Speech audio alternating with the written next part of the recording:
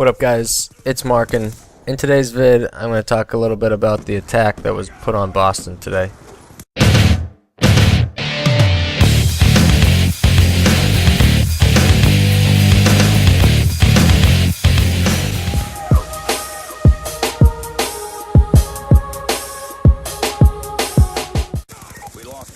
Alright, so as most of you know, I live outside of Boston, and I have lived here my entire life. I am a Bostonian.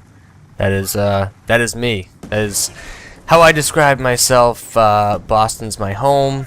You know, that's my city. And if you do not know, today it's April 15th. It is Monday. It's Patriots Day, and every year on Patriots Day they have the Boston Marathon. And this year, I think it was at 2:50, about 3 o'clock in the afternoon, there were two separate bombs that went off right at the finish line at the marathon.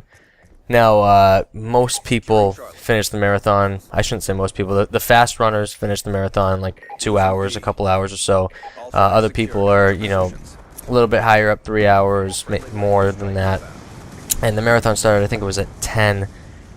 And the bombs went off at 3.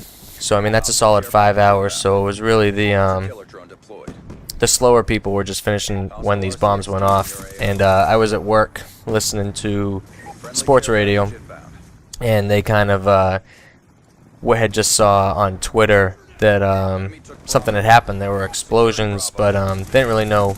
Nobody at that time knew what was going on. And you know, kind of stopped working and were checking out the TV to see what was happening. And they had news choppers in the air, and they showed, you know, they were flying over the site, and it was all cleared out. It was all police, firefighters, medical people. And on the sidewalk where the first bomb exploded from, the whole sidewalk was just painted with blood. There was blood everywhere. I mean, I'm sure a lot of you have seen the videos and stuff like that they've had on the news. But there was, I mean, it was crazy. There was just blood stains all over the concrete, all over the sidewalk, and you know, all the windows were smashed out. And it was like that bomb went off first, and then about I don't know, 5 seconds later, another one about 2 blocks down on the same street on Boylston Street blew up as well.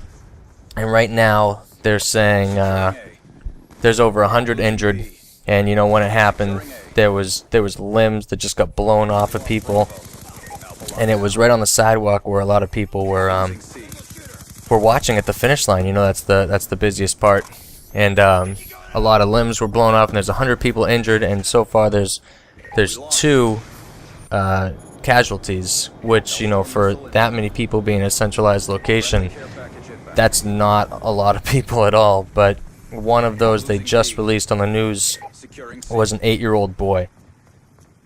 So we have a boy who was, I would imagine, cheering for his dad, his mom, his grandparents, somebody in his family, and you know, he was killed in the bombing.